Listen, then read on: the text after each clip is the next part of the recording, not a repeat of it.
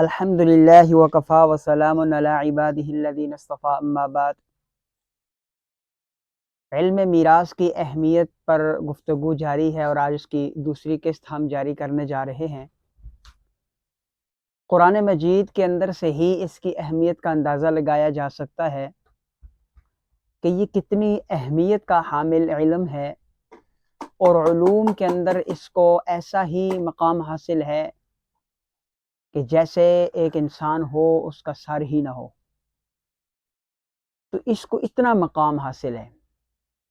سرور کونین صلی اللہ علیہ وسلم نے اس کی بڑی اہمیت اور مقام و مرتبہ بیان فرمایا ہے، جو انشاءاللہ سبق نمبر 3 کے اندر آپ کو بیان کیا جائے گا۔ آج ہم ذرا قرآن مجید کی طرف جاتے ہیں اور قرآن مجید کی روشنی میں دیکھتے ہیں کہ اس علم میراث کو کتنی اہمیت حاصل ہے۔ جب اسلام سے قبل یہ جو قوانین لوگوں نے خود ساختہ بنائے تھے، تو وہ قرآن پاک کی جو نورانیت تھی یا وحی الہیہ کی جو برکات تھی، جو نورانیت تھی، اس سے محروم تھے، اور وہ چونکہ خود ساختہ قوانین تھے اس لیے ان کے اندر بھی ظلم تھے، زیادتیاں تھیں، ناانصافیاں تھیں۔ تو پھر جب اسلام کا دور شروع ہوا، احکامات خداوندی کا نزول شروع ہوا، اور رسول اللہ صلی اللہ علیہ وسلم کی شریعت بننے لگی، پھلنے لگی، پھولنے لگی، پھر لوگوں کو روشنی ملنے لگی، ہدایت ملنے لگی، لوگ امن کی طرف آئے، سلامتی کی طرف آئے، قوانین کی طرف آئے، اور ایسے قوانین کے جس کے اندر سراسر انصافیاں، سراسر محبتیں، سراسر امن ہی امن تھا۔ تو تب اللہ رب العزت نے پھر مختلف قوانین نازل فرمانا شروع کیے۔ انہی قوانین کے اندر میراث کے قوانین بھی تھے اور میراث کے احکامات بھی تھے۔ چنانچہ واقعات ہیں، کیونکہ جو حکم بھی نازل ہونا تھا اس سے پہلے اللہ تعالیٰ نے ایک سسٹم بنا لیا تھا، کوئی نہ کوئی واقعہ رونما ہو جاتا۔ تو جیسے کہ پردے کے نزول سے پہلے بھی کچھ واقعات ہیں، تیمم کے واقعات سے پہلے بھی آپ کو پتہ ہے کچھ واقعات ہیں، اسی طرح بہت سارے معاملات سے پہلے کچھ واقعات رونما ہوئے، پھر ان واقعات کی رونما ہونے کے بعد اللہ تعالیٰ کی طرف سے یہ احکامات نازل ہوئے۔ اسی طرح رسول اللہ صلی اللہ علیہ وسلم کے پاس ایک عورت آئی اور اس نے آ کر کے کہا کہ یا رسول اللہ صلی اللہ علیہ وسلم، میرا شوہر انتقال کر چکا ہے، اور میرے شوہر کے جو بھائی ہیں انہوں نے ہماری جو زمین ہے وہ ہڑپ کر لی ہے، چونکہ میں عورت ہوں اور عورت کو ہمارے ہاں حصہ نہیں دیا جاتا، اور میرے 2 بچے ہیں نابالغ، تو ان بچوں کو نابالغ ہونے کی وجہ سے حصہ نہیں دیا جاتا، تو اس لیے آپ ہمارے ساتھ انصاف کریں، ہم بہت غریب ہیں، حالات بہت نازک ہیں، اس لیے ہمارے ساتھ انصاف والا معاملہ فرمائیں۔ تو اس وقت تک ابھی میراث کی کوئی آیت نازل نہیں ہوئی تھی، چنانچہ اس عورت کے آنے کے بعد پھر اللہ تعالیٰ کی طرف سے وحی کا نزول ہوا، اور سورہ نساء کی آیت نمبر 7 نازل ہوئی، جس میں فرمایا کہ للرجال نصیب مما ترک الوالدان والاقربون وللنساء نصیب مما ترک الوالدان والاقربون مما قل منہ او کثر نصیبا مفروضا، یعنی مردوں کے لیے بھی حصہ ہے جو ان کے والدین نے یا قریب ترین رشتہ داروں نے چھوڑا ہو، اور عورتوں کے لیے بھی وراثت میں حصہ ہے، جو مال ان کے والدین نے یا قریب ترین رشتہ داروں نے چھوڑا ہو اس میں حصہ ہے، وہ تھوڑا ہو یا زیادہ ہو، وہ چھوڑا ہوا مال جو ہے وہ تھوڑا ہو یا زیادہ ہو، یہ حصے اللہ کی طرف سے مقرر کردہ ہے۔ تو یہ جب آیت نازل ہوئی تو وہ خوشی خوشی بھولے سمائی نہ گئی، اور وہ گئی اپنے شوہر کے بھائیوں کے پاس، ان کو جا کر کے کہا، تو پھر اس طرح یہ اس کو حصہ مل گیا، اس کو بھی ملا، اس کے بچوں کو بھی ملا۔ اس آیت کے اندر ایک چیز ہے جو عموماً ہم جب بات کرتے ہیں تو لوگ کہا جاتا ہے کہ ہمارے پاس تو وراثت ہے ہی تھوڑی سی، تو ہم بچوں کو دے دیں تو ہمارے پاس کیا بچے گا۔ قرآن مجید کی اس آیت نے اس کا جواب دے دیا کہ مما قل منہ او کثر، تھوڑی ہو یا زیادہ ہے، آپ اس چیز کے مکلف نہیں ہیں کہ آپ نے اتنی ہی دینی ہے،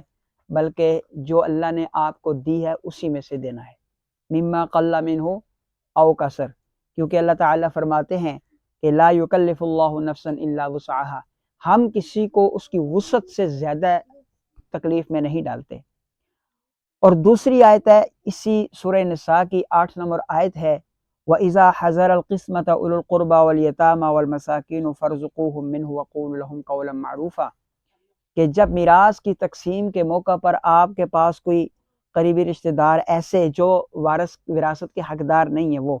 یتیم آ جائیں، مسکین آ جائیں، تو کچھ ان کو بھی دے دیا کرو اور ان کو جھڑکا مت کرو، بلکہ ان کے ساتھ اچھے انداز سے بات کیا کرو۔ یہ آیت نازل ہوئی۔ اب یہ ان کو کیسے حصے دیے جائیں گے، یا جو پہلے میں نے آیت پڑھی ہے للرجال نصیب مما ترکن، بیوی کا کتنا حصہ بنتا ہے، بچوں کا کتنا حصہ بنتا ہے، بیٹی کا کتنا ہے، بیٹے کا کتنا ہے،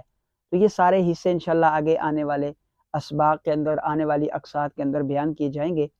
فی الحال ہم قرآن مجید کی روشنی میں اس علم کی اہمیت اجاگر کرتے ہیں۔ تو یہ آیت نازل ہوئی، اور اس کے بعد ایک اور آیت میں اللہ تعالیٰ فرماتے ہیں، جو کہ سورہ نساء ہی کی آیت نمبر 11 ہے، یوصیکم اللہ فی اولادکم للذکر مثل حظ الانثیین فإن کن نساء فوق اثنتین فلہن ثلثا ما ترک وإن كانت واحدة فلها النصف ولأبویہ لكل واحد منہما السدس مما ترک ان کان له ولد فإن لم يكن له ولد وورثه أبواه فلأمه الثلث فإن كان له إخوة فلأمه السدس من بعد وصية يوصى بها أو دين آباؤكم وأبناؤكم لا تدرون أيهم أقرب لكم نفعا فریضة من اللہ ان اللہ کان علیما حکیما۔ اللہ تمہاری اولاد کے بارے میں تم کو حکم دیتا ہے کہ مرد کا حصہ 2 عورتوں کے برابر ہے، اور اگر صرف عورتیں ہی ہوں 2 یا زیادہ، تو مرنے والے نے جو کچھ چھوڑا ہو ان کا 2/3 حصہ ملے گا، اور اگر ایک عورت ہو تو اسے ترکے کا آدھا حصہ ملے گا، اور مرنے والے کے والدین میں سے ہر ایک کو 6واں حصہ ملے گا، بشرطے کہ مرنے والے کی اولاد ہو۔ اگر مرنے والے کی کوئی اولاد نہ ہو تو اس کے والدین ہی اس کے وارث ہوں گے، تو اس کی ماں کو 3/4 حصہ ملے گا، اور ہاں اگر اس کے کوئی بھائی بھی ہوں تو اس کی ماں کو 6واں حصہ ملے گا۔ اور یہ ساری تقسیم کب ہوگی کہ اس وصیت پر عمل کرنے کے بعد جو مرنے والے نے کی ہو۔ وصیت کی پوری تقسیم کا پورا پروسیس انشاءاللہ آگے اسباق میں آئے گا، کیسے کی جائے گی اور کتنے مال میں سے کی جائے گی۔ اس وصیت پر عمل کرنے کے بعد ہوگی جو مرنے والے نے کی ہے۔ اگر اس کے ذمے کوئی قرض ہے تو اس کی ادائیگی کے بعد تمہیں اس بات کا ٹھیک ٹھیک علم ہے کہ تمہارا باپ بیٹوں میں کون زیادہ فائدہ پہنچانے کے لحاظ سے تم سے زیادہ قریب ہے، یہ تو اللہ کے مقرر کیے ہوئے حصے ہیں۔ یقین رکھو کہ اللہ علم کا بھی مالک ہے اور حکمت کا بھی مالک ہے۔ اس آیت کے اندر اللہ تعالیٰ نے بہت سارے حصے خود مقرر فرمائے ہیں، ان کی تفصیل آگے اسباق میں آ جائے گی۔ تو ان کے جو حصے مقرر فرمائے ہیں اس سے بھی ہمیں یہ اندازہ ہوتا ہے کہ یہ میراث کا جو علم ہے یہ کتنی اہمیت کا حامل ہے، کہ اس میراث کے علم کے حصے جو ہیں وہ اللہ تعالیٰ نے خود مقرر فرمائے ہیں۔ اور آگے جو 12 نمبر آیت ہے اس کے اندر اللہ فرماتے ہیں وَلَكُمْ نِصْفُ مَا تَرَكَ أَزْوَاجُكُمْ إِن لَّمْ يَكُن لَّهُنَّ وَلَدٌ فَإِن كَانَ لَهُنَّ وَلَدٌ فَلَكُمُ الرُّبُعُ مِمَّا تَرَكْنَ مِن بَعْدِ وَصِيَّةٍ يُوصِينَ بِهَا أَوْ دَيْنٍ وَلَهُنَّ الرُّبُعُ مِمَّا تَرَكْتُمْ إِن لَّمْ يَكُن لَّكُمْ وَلَدٌ فَإِن كَانَ لَكُمْ وَلَدٌ فَلَهُنَّ الثُّمُنُ مِمَّا تَرَكْتُم مِّن بَعْدِ وَصِيَّةٍ تُوصُونَ بِهَا أَوْ دَيْنٍ وَإِن كَانَ رَجُلٌ يُورَثُ كَلَالَةً أَوِ امْرَأَةٌ وَلَهُ أَخٌ أَوْ أُخْتٌ فَلِكُلِّ وَاحِدٍ مِّنْهُمَا السُّدُسُ فَإِن كَانُوا أَكْثَرَ مِن ذَلِكَ فَهُمْ شُرَكَاءُ فِي الثُّلُثِ مِن بَعْدِ وَصِيَّةٍ يُوصَى بِهَا أَوْ دَيْنٍ غَيْرَ مُضَارٍّ وَصِيَّةً مِّنَ اللَّهِ وَاللَّهُ عَلِيمٌ حَلِيمٌ۔ اور تمہاری بیویاں جو کچھ چھوڑ کر جائیں اس کا آدھا حصہ تمہارا ہے، بشرطے کہ ان کی کوئی زندہ اولاد نہ ہو۔ اگر ان کی کوئی اولاد ہو تو اس وصیت پر عمل کرنے کے بعد جو انہوں نے کی ہے، ان کے قرض کے ادا کرنے کے بعد تمہیں ان کے ترکے کا 4واں حصہ ملے گا، اور تم جو کچھ چھوڑ کر جاؤ اس کا 1/4 ہے ان بیویوں کا، بشرطے کہ تمہاری کوئی اولاد زندہ نہ ہو۔ اگر تمہاری کوئی اولاد ہو تو اس وصیت پر عمل کرنے کے بعد جو تم نے کی ہو اور تمہارے قرضے کی ادائیگی کے بعد ان کو تمہارے ترکے کا 8واں حصہ ملے گا۔ اور مرد اور یا عورت جس کی میراث تقسیم ہونی ہے ایسا ہو کہ نہ اس کے والدین زندہ ہو، نہ اولاد، نہ اس کا بھائی، اور ایک بہن زندہ ہو، تو ان میں سے ہر ایک 6 حصے کا حقدار ہے۔ اگر وہ اس سے زیادہ ہوں تو وہ سب 1/3 شریک ہوں گے، مگر بس جو وصیت کی گئی ہے اس پر عمل کرنے کے بعد اور مرنے والے کے ذمہ جو قرضہ ہے اس کی ادائیگی کے بعد، بشرط کہ وصیت یا اقرار کرنے سے اس نے کسی کو نقصان نہ پہنچایا ہو۔ یہ سب کچھ اللہ کا حکم اور اللہ ہر ایک بات کا علم رکھنے والا، بردبار، حکمت والا ہے۔ اب یہاں ایک لفظ آپ نے سنا کہ کسی کو نقصان پہنچانے والا نہ ہو، یعنی اس نے اپنی وصیت میں یہ نہ کہا ہو کہ میرے فلاں بیٹے کو وراثت سے حصہ نہیں ملے گا، اس کے مرنے کے بعد اس وصیت پر عمل نہیں کیا جائے گا، یا کسی نے اپنے بیٹے کو عاق کیا ہے زندگی کے اندر، عاق کا مسئلہ بھی آگے آ رہا تھا، تو اگر عاق کیا ہے تو اس عاق شدہ بیٹے یا بیٹی کو بھی اس کی وراثت سے پورا حصہ ملے گا۔ یہ 3-4-5 آیات ہیں